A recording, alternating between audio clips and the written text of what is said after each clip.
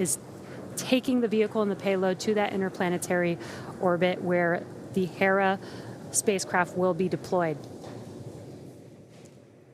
Now we're just about 30 seconds away from the conclusion of SES-2, which will be SECO-2, that second stage engine cutoff 2. And then we will shut down that MVAC engine, allow the vehicle to coast for a little bit prior to the deployment of the payload. Now SECO-2 is coming up here in just a few seconds.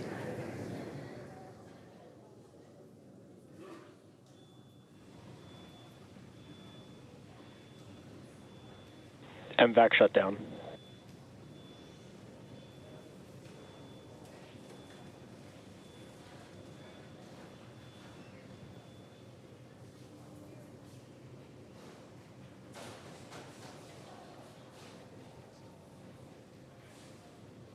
We did have SECO-2, just waiting for confirmation of a good orbit.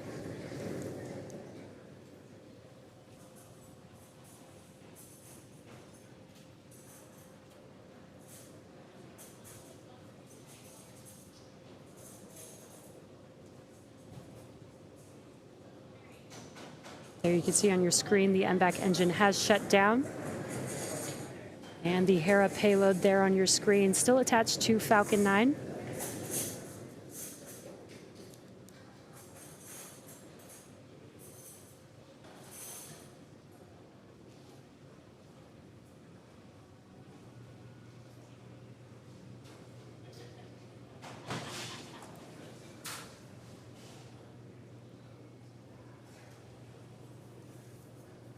If you're just now joining us, we did have 2 completed burns for that MVAC engine.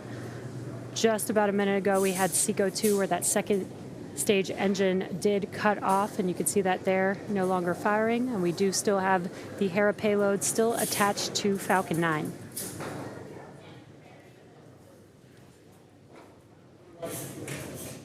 We were waiting to hear the guidance nav control officer call out a good burn. I think they may have been stepped on. We're looking at the data and we've heard the background chatter. We do have confirmation. Nominal burn 2. There we Good go. orbit. The chief engineer has confirmed we have a good second burn of the MVAC engine. So that means the Falcon 9 second stage, with the Hera payload still attached, has escaped Earth velocity. So we're no longer orbiting the Earth, we're now orbiting the sun. We've got one more major activity remaining in this launch mission, and that's the spacecraft deployment. You can see the Hera spacecraft right there. Good morning, everyone, and welcome to New Shepard's NS-27 mission. Thanks for joining us. I am Joel Eby, joined by my co-host, Isabella Gillespie, a lead for New Shepard astronaut sales. Isabella.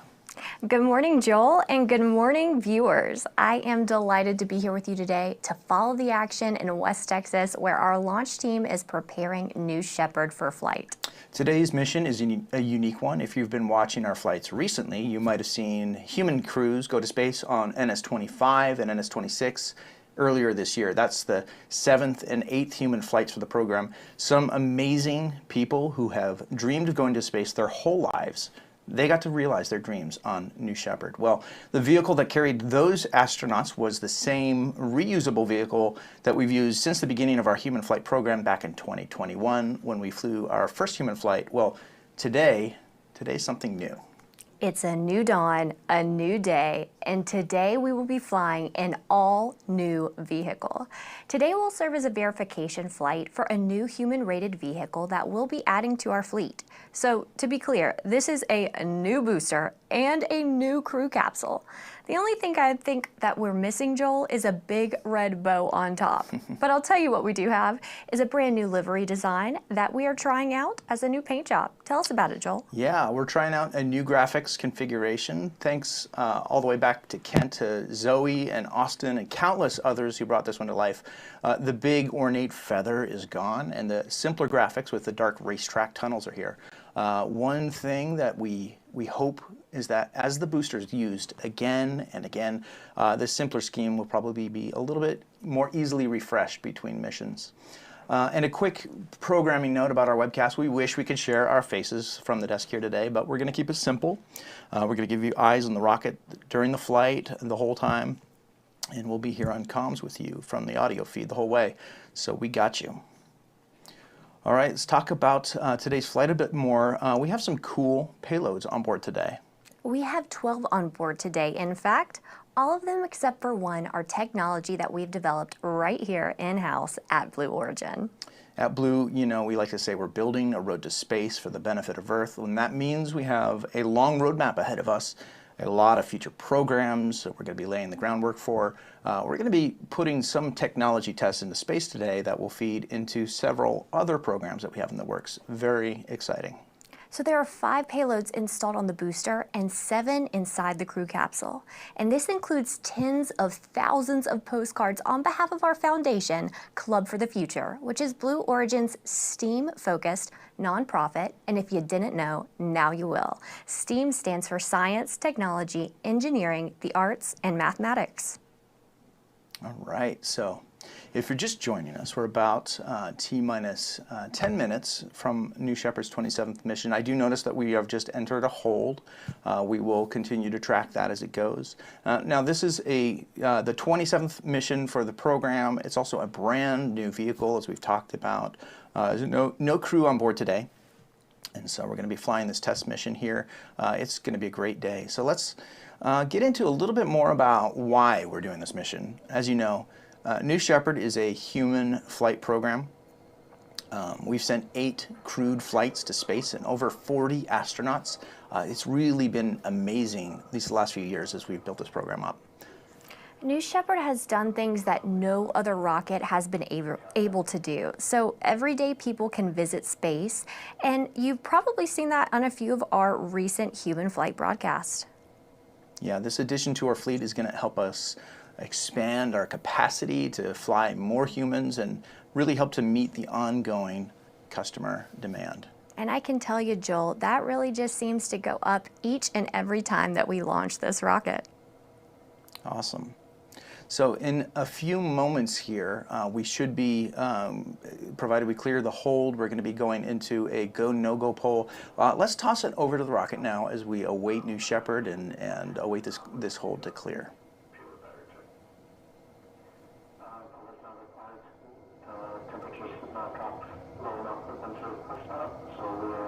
Without it, and an update INS to transition.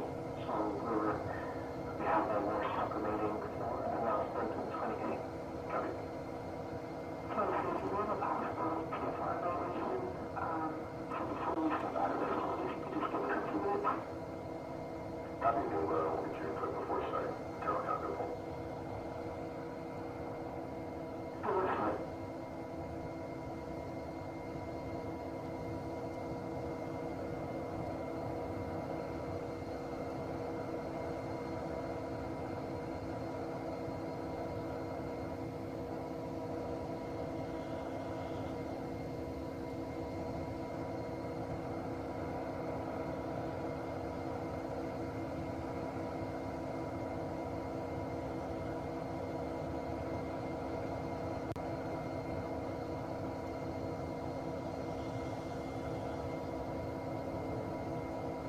All stations stand by for go full for terminal count. I say again, stand by for go full for terminal count.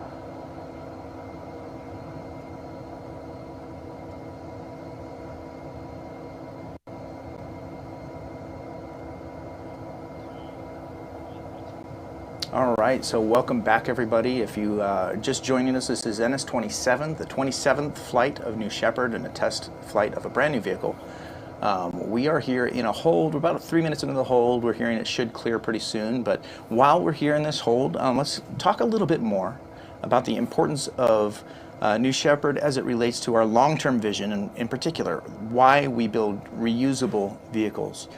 So you know, 99% of New Shepard's dry mass is reused, everything from the crew capsule and the booster to the engines and the parachutes. New Shepard's vehicles are currently designed for 25 missions, but really we're hoping to strive to quadruple that number over time. We like to talk about the goal of operational reusability, or the idea that we can make operating a rocket more like operating an airplane in terms of how quickly it can be turned around and delivered for customer after each time that it flies. It's really exciting in the fact that we're adding a new vehicle to our fleet, so being able to reuse not but one, but two vehicles, we'll be able to turn the rocket around more often, more frequently, and make more humans astronauts. The dream of reusability for space vehicles, it's really been around a long time, but the truth is that we really need to see a dramatic increase in the operational side, like you said, of reusability of our rockets in order to start seeing a truly radical reduction in the cost of access to space and to see that begin to happen. Another key part is that we really talk about and emphasize the engines. The engines themselves, along with all of the other rocket components, must be designed from the ground up in order to be reusable. That means that engines can throttle, so that way you can fully control them, not just for vehicle ascent, but for descent and landing. So reusability, it's critical, and so is sustainability, which comes down to the sorts of fuel that we use in order to power our rockets. That's right. So the fuel that we use to power New Shepard is also a great example of our sustainable approach. New Shepard's engine is fueled by a highly efficient combination of liquid oxygen and liquid hydrogen. During the flight, the only byproduct that you're going to see is water vapor. Joel, I've just got to say that again because I don't think that's emphasized enough. The only byproduct of this outstanding rocket that we're looking at right here on the screen is water vapor. It's just sometimes hard to fathom. I had to say it again. That's right, yeah. When we're watching New Shepard fly, I mean, I like to casually describe it as a steam engine, although I think the rocket engineers around me don't necessarily like that we call it a steam engine, but that's basically the byproduct, and that's really cool. Well, look, I am all about various modes of transportation, and we all know about steam engines and how that played into automobiles, and it's really cool to think about it from that perspective, Joel, when we're looking at this rocket. So reusability and sustainability, both so important at Blue Origin, and together these goals really help us to reduce the cost of space travel and to do it in a way that really reduces waste. You know, when we're talking about sustainability and reusability, I think it just tips its hat to our overall long-term mission to have millions of people living and working in space. And when we do this step by step, when we do it with reusability and sustainability in mind, it really just, again, we're going in the right direction. So let's take a moment now and check back in a New Shepard as we wait for this hold to clear. We'll be right back. At this point, I'm showing your green board. Copy green board and no constraints. All right, all stations, we're going to give it one more minute here. Engineering, please conduct your go poll at your discretion. Engineering copies.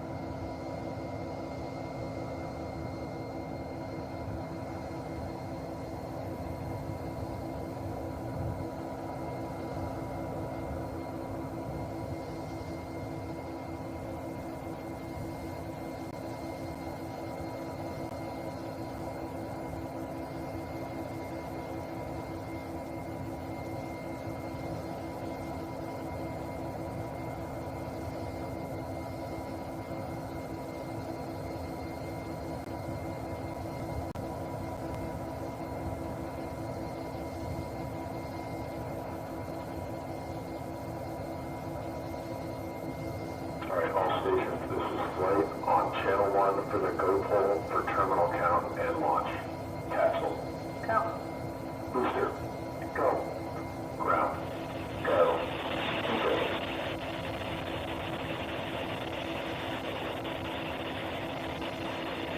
Go with the watch out until we transition over to Archer. Copy about on that one, so. Safety. Let's go. Back up. Go. CC recovery. Yeah, recovery.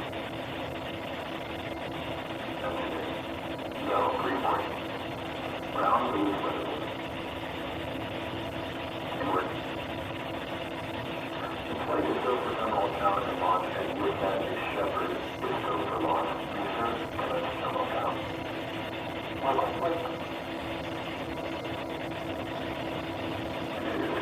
is free to hold ironically around 10 minutes.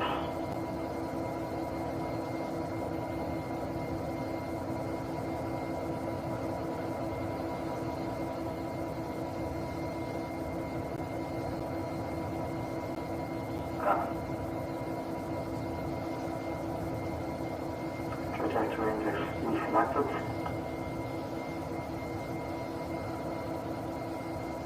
This is verified trajectory index.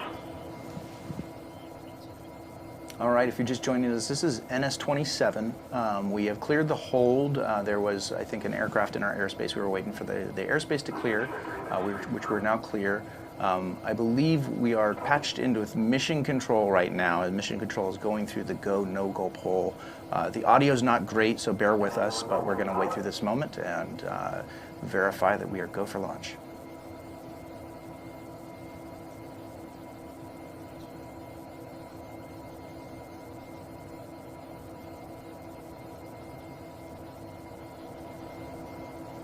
And verifying internal timer.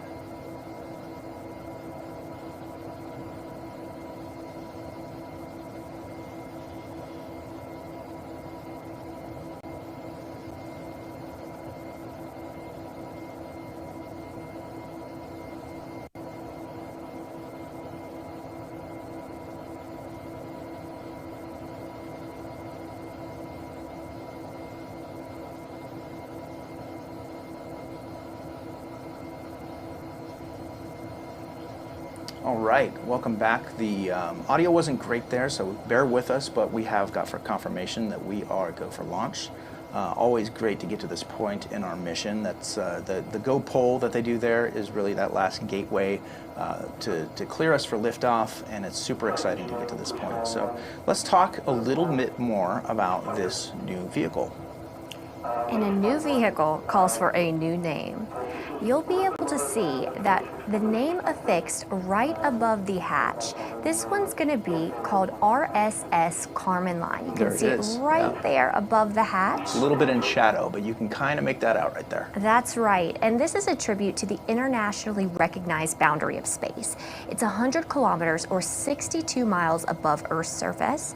And you know, the view at the Carmen Line, that's really what it's all about. It's what many of our new Shepard astronauts go to see, go to experience, looking down at our beautiful, fragile planet, the beautiful blue marble that we know to be Blue Origin.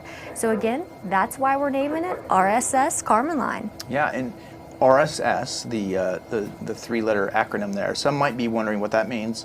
That means reusable spaceship. So the vision of all of our vehicles is reusability, like we talked about. Every vehicle that flies to space at Blue Origin and becomes reused will get a name like this. So this is RSS, not first step, but Carmen Line, the second human flight vehicle in our fleet.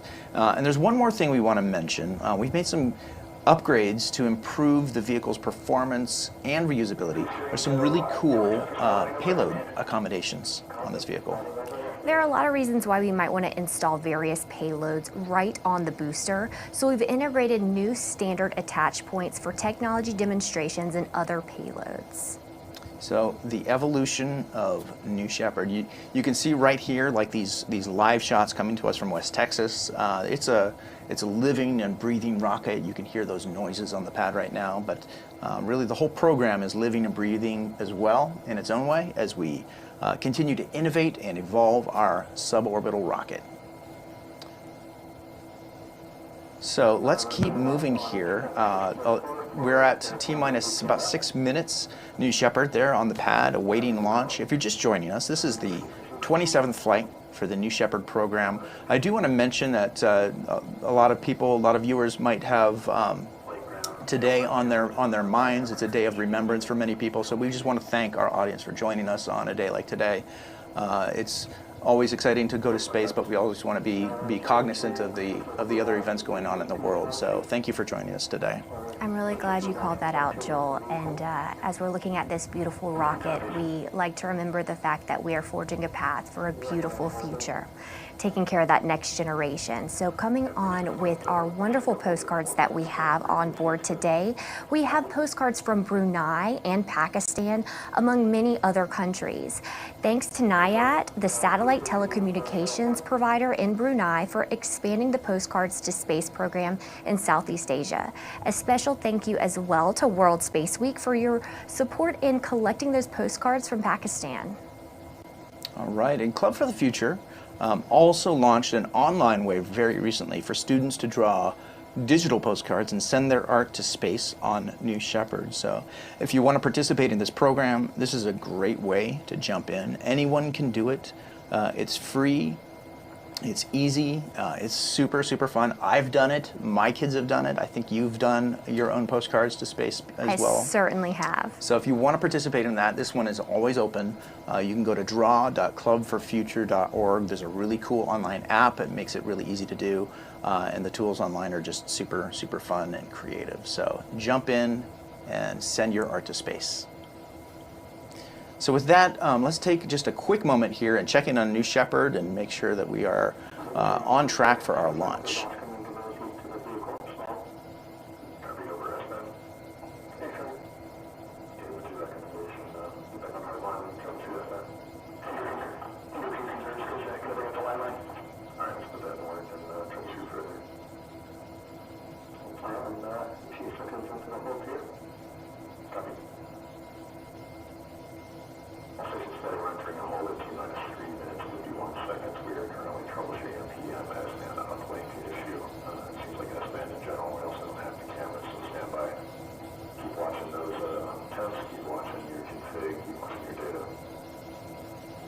At 10:52 a.m. Eastern, we were able to get the weather to cooperate. We had a successful ascent, stage separation. We've had the 2 burns of the second stage engine. We've got one more major milestone coming up to complete today's mission, which of course is the deployment of the Hera spacecraft from Falcon 9's second stage. That's going to happen just over 30 seconds from now. And you may have noticed when we shut down the engine at the end of the second burn, we were 204 kilometers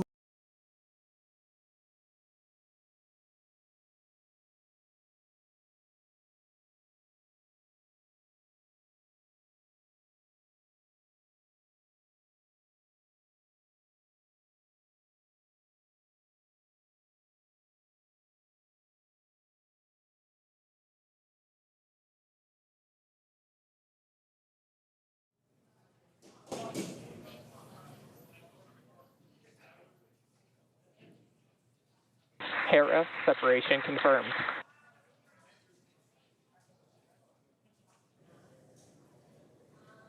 Great view. We've got successful deployment of the Hera spacecraft. And with successful payload deploy, that brings our webcast to a close. Today's mission marks SpaceX's 389th overall mission to date and 94th mission of this year. Thank you to the European Space Agency for entrusting us with today's mission, as well as the range for their support. For continuing coverage of the mission, check out @ESA on X. And for continued updates on all of our missions, follow @SpaceX on X and spacex.com/launches. Thank you to all of our viewers for joining us this morning, and we'll see you again soon.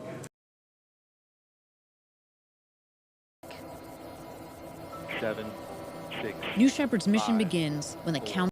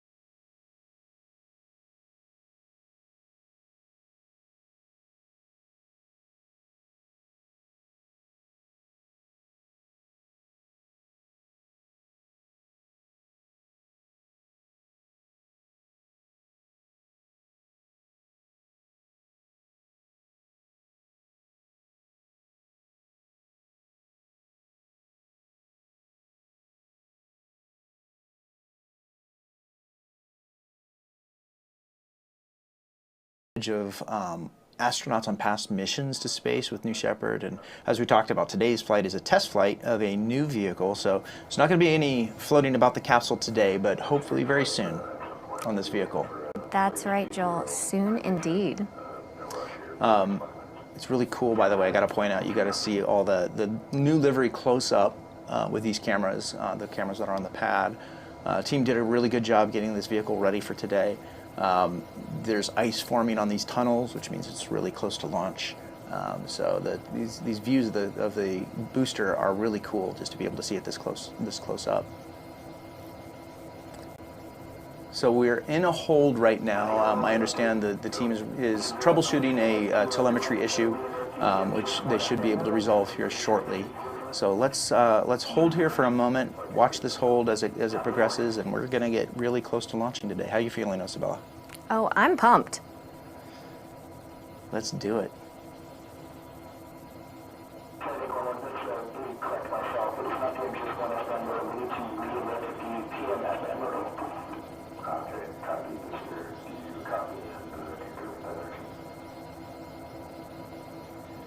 I do concur.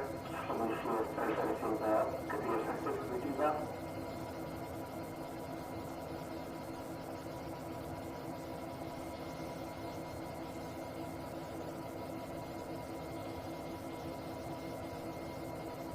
I think I'd like to be clear, this is not a power cycling activity. This is a resetting, a software reset of the motor there. This is a reboot flight. Copy, so you won't flight up the rest of the power cycle. Copy, we need a power cycle of the S-band modem.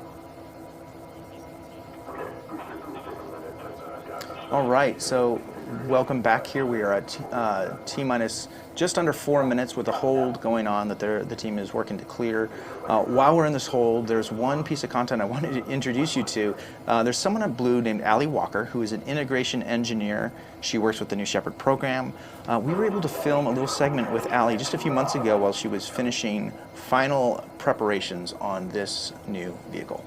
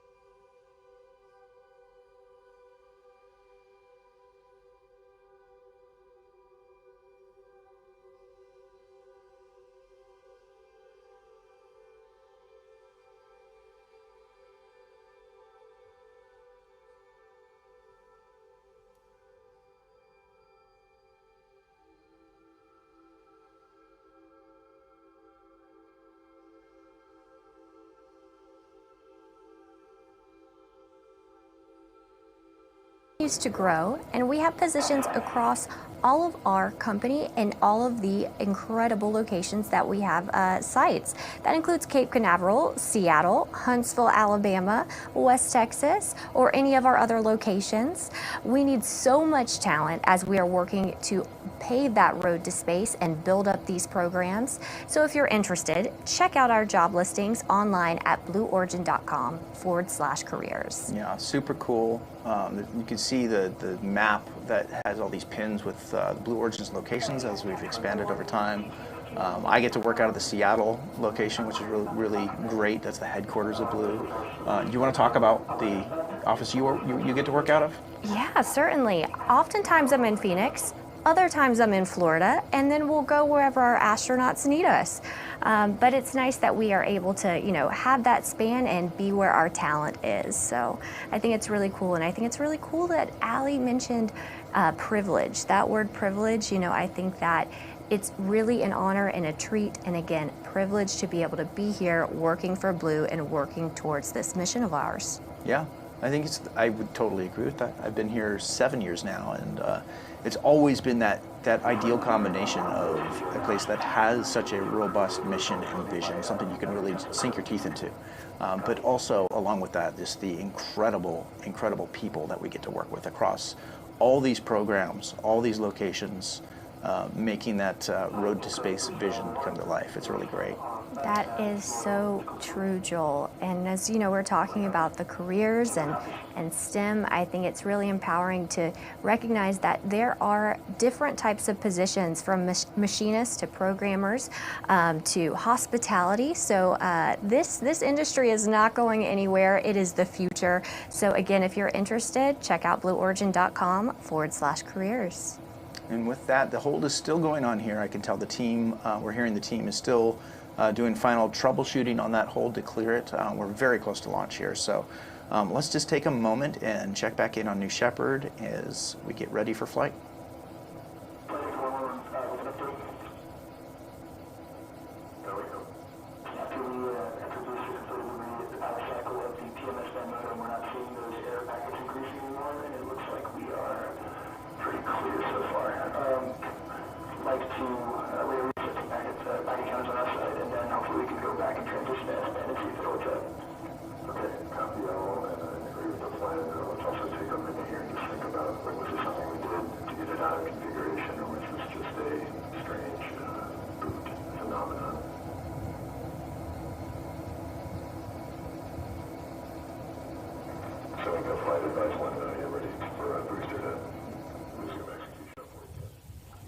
All right, welcome back. This is NS-27, the 27th flight of New Shepard, the first flight of this brand new booster and capsule.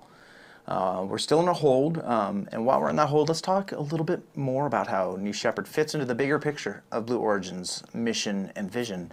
So, Isabella, tell us, what would you say, where does Blue go from here? Often we talk about how New Shepard is kind of the tip of the iceberg, if you will, Joel. At least in Blue Origin's roadmap, it's not the end goal, but really more like it's just the beginning, if you will. There's a lot of things that you might have heard that's happening beyond what happens here in West Texas with our New Shepard vehicle. So there's New Glenn, our massive orbital vehicle that we've talked about. It's actually 5 times the size of our New Shepard rocket. There's also lots of activity in our lunar permanence team, and it's really our vision to bring humans back to the moon, but this time for the long haul, to stay there, to establish a permanent human presence there. And then there's everything in between.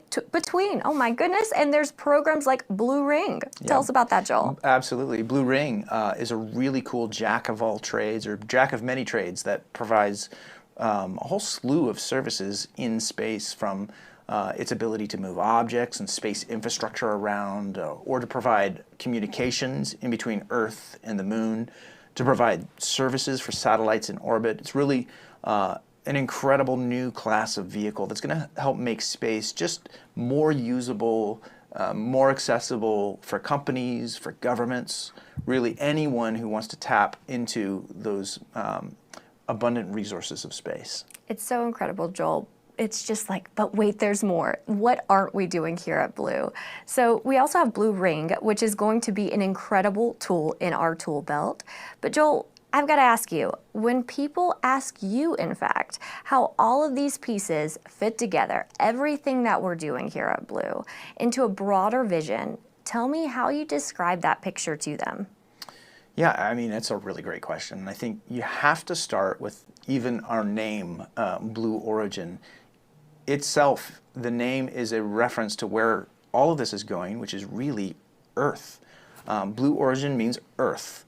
And though we're a company that's all about accessing the resources of space, the why behind it all is really down deep a core belief that it's our home planet, this planet Earth, that makes it all worthwhile. So yeah, while Blue Origin has this motto, for the benefit of Earth, and that's to remind us that the reason that we go to space is to tap into its deep resources, things like energy, things like rare materials, and even to do things like moving heavy industries here on Earth, the industries that can be harmful here on Earth, but that provide true benefits like manufacturing and energy production, to move them far away from the Earth, all to protect this planet in the long run.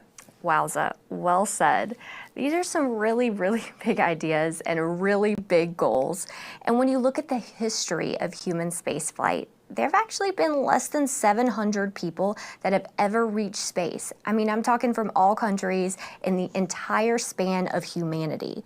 And 700 may sound like a lot, but honestly, to truly change and increase how much humans can impact the Earth by using space, just like you said, Joel, as a species, we've really just got to think bigger. Yeah, we gotta.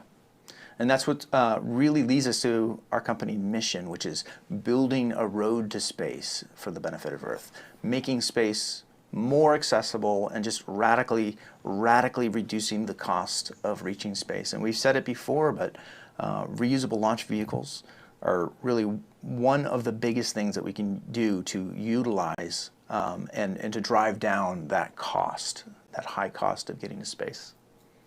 So yeah, that's a good summary, Isabella, of our mission and vision and how New Shepard kind of paves the way for all of that to begin to happen. So with that, we're still in a hold. We are about 14 and almost 15 minutes into the hold now. The intel that we're getting is that they're close to clearing this hold, so we're just kind of waiting for those last moments here. Let's toss it back to the rocket as we get ready to clear this hold and begin to fly.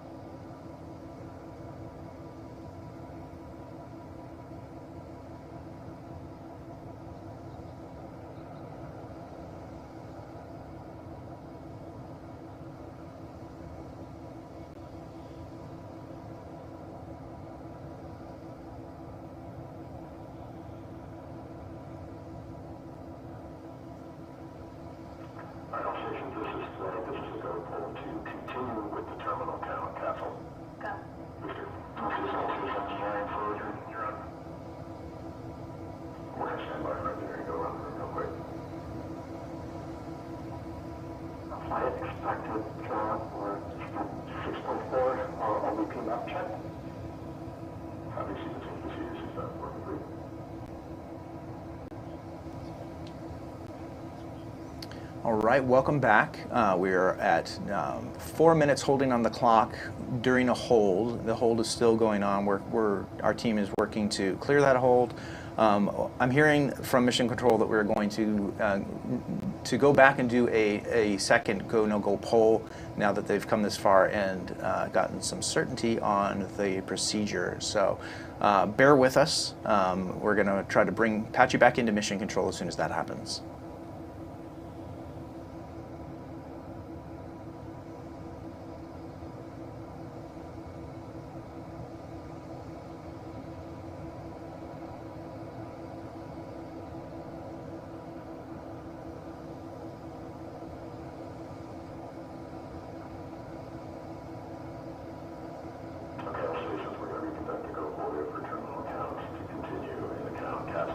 Go. Booster. Go. Ground.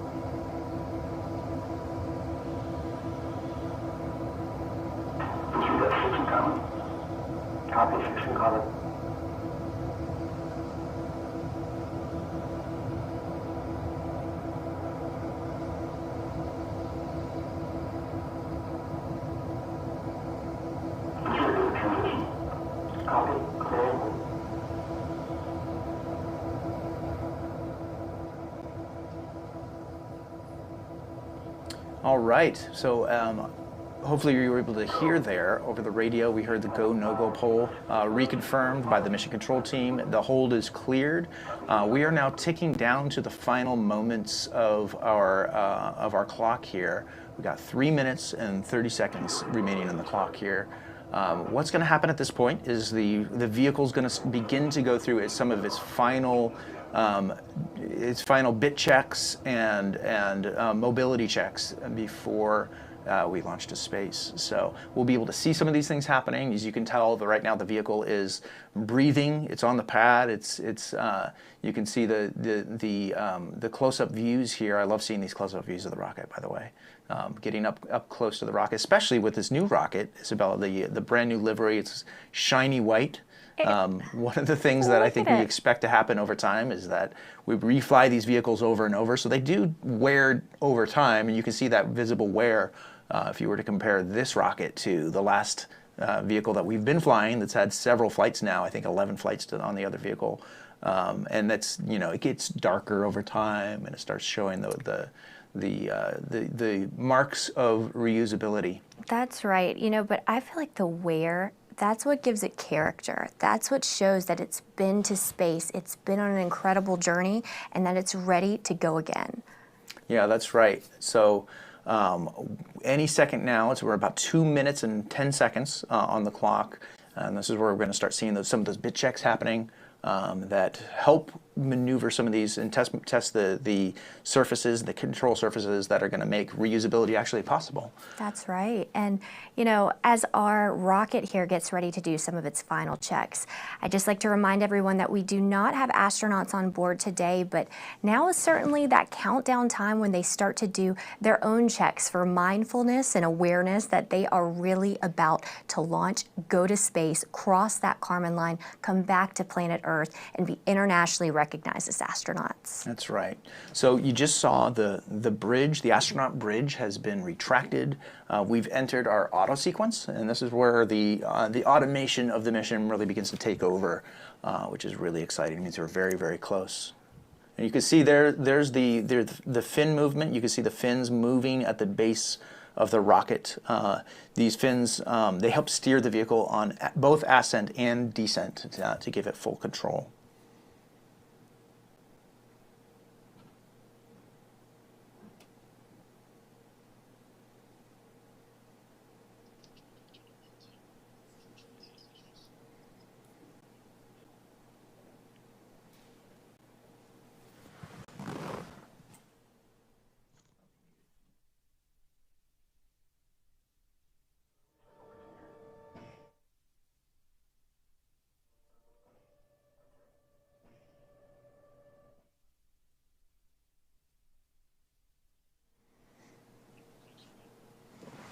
All right, we've entered another hold here with about 1 minute left on the clock. We're very, very close. The team is just doing, this is the first time we're flying this vehicle, so I think they're able to get the readings off of the vehicle for the first time, and they're learning the nuances of every vehicle is a little bit different. So let's wait as Mission Control does their final verifications here and clears this hold.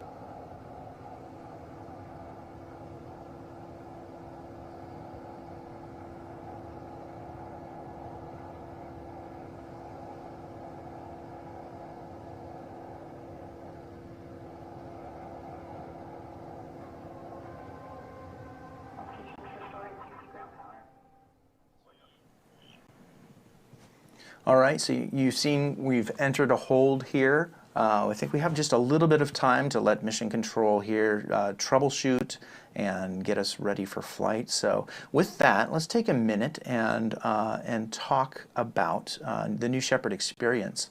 You know, the growth of the New Shepard program has been really just inspiring to watch, especially as an employee. We get to see all these great astronauts taking part in the experience and experiencing what it's like to, to come to West Texas, to meet each other, to bond together, and to really kind of make history together. So they've really, I think New Shepard has, really made just an incredible impact on the spaceflight community and in such a short amount of time.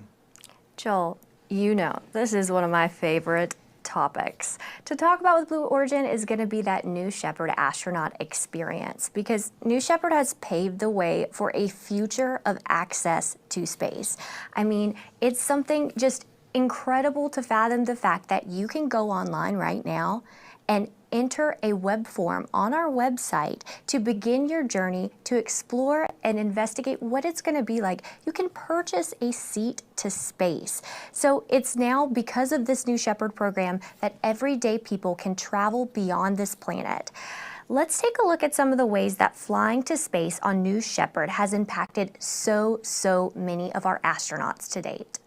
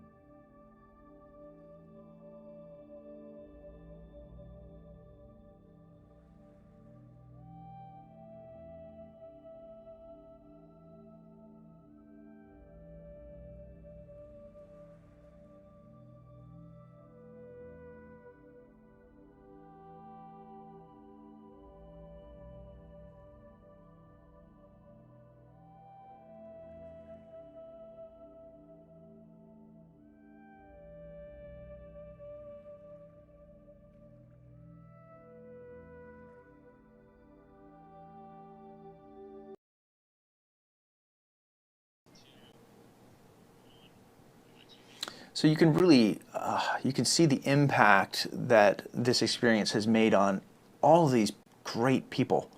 They all experience it in their own ways. They exit the crew capsule and they kind of just spill out their emotions in real time. And it's just really just incredible for us to be able to talk to so many of these people who get to do what we don't get to do, which is to see the effect of looking at your planet from outer space. That's right. That's why I really think of our astronauts as the pioneers that they are. They are going and forging this path so that so many of us will be able to then be able to follow in their footsteps. So this is really what it's all about. As you know, even our name is Blue Origin, and I want to spell it out. Blue Origin, why we are named Blue Origin, it's because of Earth. It means planet Earth. Because when we are up in space looking down at planet Earth, you see it as this beautiful but yet fragile small blue marble. It's in fact why a blue marble is my good luck token that I always keep in my pocket for every launch. And so on New Shepard, astronauts get to witness this firsthand, our planet in the vastness of space. And when they return, they have a hope for future for our planet. It's incredible in the fact of the overview effect, how it can rewire almost your framework, your mindset, how you perceive yourself, how you perceive your purpose on this planet, and what you want to do to ensure that our future is a beautiful and safe one. So far, we've actually flown 43 people across 8 human flights, and one of them has actually flown twice. That's incredible. All told, that's over 6% of all the people who have flown above the Kármán line have flown on New Shepard. So let's talk a little bit more about what's going on from here with New Shepard, the program. What's next? Well, I'll tell you, the demand's going up. Every time we get this rocket to launch, it is something that, again, the interest goes up and up. So, you know, there are only so many flights per year that we can do. There are only so many seats. So again, with that demand going up, it's just simply about ensuring that you secure your seat in a timely fashion and make sure that you're able to get above that Kármán line when and as soon as you are ready. So Blue's going to be able to support that by increasing our cadence and increasing our capacity to fly. But one thing we will never compromise is safety. So I really want to take a moment and talk about that. We like to talk about the redundant safety systems that we have all over New Shepard. There are backups to the backups, okay? The entire system has been designed around safety at the center. Yeah, and that commitment to safety reflects our dedication to all of our astronauts and to everyone that is on the ground at Launch Site 1. You know, and I've talked to our astronauts many times over, different ones that we've had and even future manifested astronauts, and they talk about that safety gives them the assurance that they feel safe to come on our rocket, to look forward to their flight, and then they can really focus on that experience and again, look down at beautiful planet Earth. Yeah. So Isabella, you've been part of the astronaut sales team now for some time. Tell me, what are some of the things you hear from prospective astronauts? What are the things they look forward to with their flight? Well, I'll tell you first things first. You know, astronaut sales, it's such a funny thing. You don't have to sell going to space. I mean, who wouldn't want to go, right? It's something to where, you know, talking to these astronauts, the experience in and of itself, I'll tell you a bit about it. So what you could expect is to come out 3 days before your launch. So you're going to come out to the beautiful West Texas desert that you can see here as the landscape is right behind our rocket. You'll come on in and you'll get to see, as you have seen in some of our clips featuring our New Shepard vehicle, the beautiful Kármán line bar, our top-notch hospitality team that rolls out what I'd say is the blue carpet for you. And then you're going to start to get prepared for your flight. You'll get your hearing protection fitted. You'll go ahead and hop in that spacesuit of yours, your flight suit.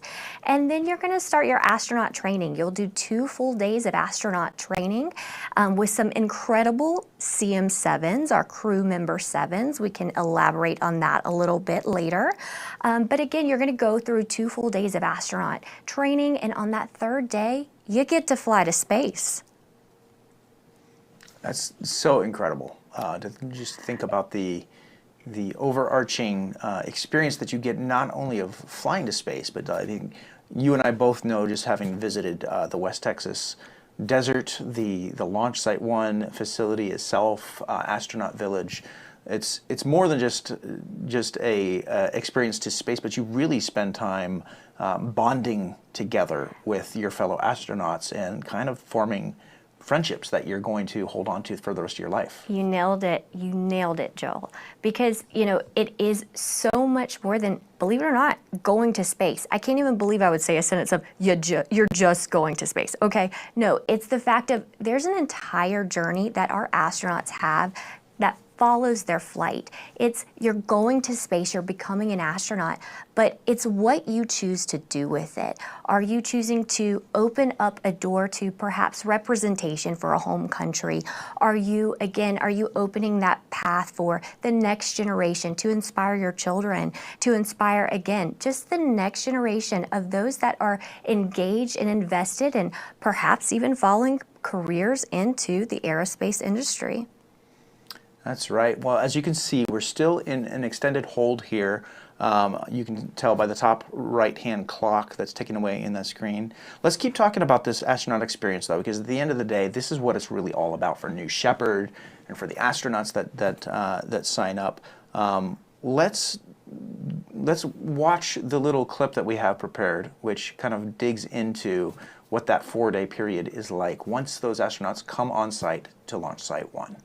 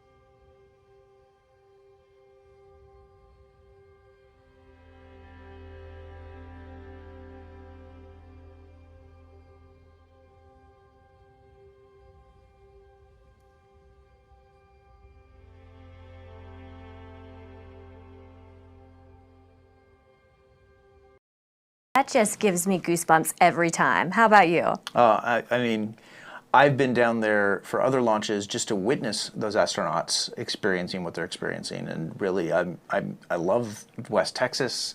I love going to the launch site. It's great to be able to see the rocket fly, but really just like interacting with these astronauts that are going through this experience is really the inspiring thing. It just captures that raw emotion, and it's not just the emotion of our astronauts that are flying, it's their entire community that comes along with them. It's their family, their plus ones, again, their plus a few others that again get to follow their journey, have been encouraging them and following again about their dream coming true and being actualized courtesy of Blue Origin. Yeah.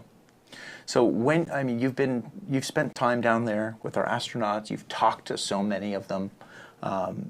Isabella, tell us about what do they say, and what do you like to talk about most when it comes to remembering the time that you spend on site and preparing these astronauts to fly? Yeah, I really like to follow the entire journey of an astronaut. So, before they fly, what is it that they're most looking forward to? And then kind of following up those types of questions when they come back to Earth. So what were you most surprised by, or what were you expecting? And I like to collect this information and think of it as data and share that with our future manifested astronauts and share that with those that are hoping to be able to become an astronaut one day, and share with them what they've learned so that way they can prepare for their flight in that manner. It's really special to hear some of those, and in regards to what some of those astronauts have shared with me, that would be things in regards to go into this flight open-minded. You might have a concept of what to expect space to be like, but it's simply more than you can even wrap your mind around. The blackness of space is what we hear a lot of times, and the curvature of the Earth, it just brings people to tears when they come back in terms of looking again at this planet Earth, how beautiful it is, but also how fragile, and the importance of being able to protect it. The second thing I definitely want to mention, which is actually my number one thing, is talking to these astronauts about what's your why? What's your why? Why are you doing this? What is it that's pulling you? Because for you to want to go to space, again, you're going to be one of the first 1,000 people going to space. There's something that's pulling you inside of you to do this. This is something to where you want to be a pioneer for the future of space exploration. And so for many, again, it's being an explorer. It's going somewhere where others have never gone before. And again, giving sometimes representation to nations that otherwise might not have had a, if you will, an Apollo 11 moment. That's something that's really, really special. And for others, it's scientific research. We have the opportunity to have payloads on board. And so, you know, of course, today we're looking at this beautiful rocket where we have 12 payloads on flight. And so that's just something to where everyone's journey is a little bit different, and we love to be able to bring someone's dream of going to space to life and really welcoming, if you will, that vision of theirs. That's incredible. I love hearing you talk about the astronaut experience and the promise of, you know, what that experience does to people. It's pretty clear that you yourself are pretty passionate about it, so thank you. You know what? It is something really special to be a part of. And so when we have 6 astronauts on board with a traditional New Shepard flight, again, a human-tended flight, we would expect to have 6 astronauts on board. When they come to the West Texas desert, they talk about what their zero-G plan would look like, what they want that to be. Some choose actually to stay in their seat so they can prioritize looking out those giant, beautiful windows. Look at that on the top of the rocket, my gosh. And they stare out the window and they look at planet Earth again, and that's what they came to do. Otherwise, it's one to where some want to get unbuckled. They want to float around at 0G. And again, other ones, they might have research or a payload. They might, you know, choose to take that time at 0G and really, again, incorporate it. So what I want to highlight, again, is the fact that there would be 6 astronauts on board. When we do that, we incorporate each individual's vision for what that's going to be like. But there's also the opportunity to buy a full capsule. So if you want to have a little bit more autonomy over what that inside experience can look like, that's something that we can certainly facilitate. That's incredible. So many cool opportunities to work with you to potentially get on a future manifest and experience what so many others have been able to experience so far. So you can see here we're still in a hold. This hold's going a little bit longer, and we're going to let Mission Control keep working out those final kinks in the process before they clear that hold. We're actually going to take a little breather here and watch the rocket while we await the launch crew to wrap up these final preparations. Don't go anywhere. We're not going anywhere. We're going to be here for the journey, but we will share updates as soon as we have them.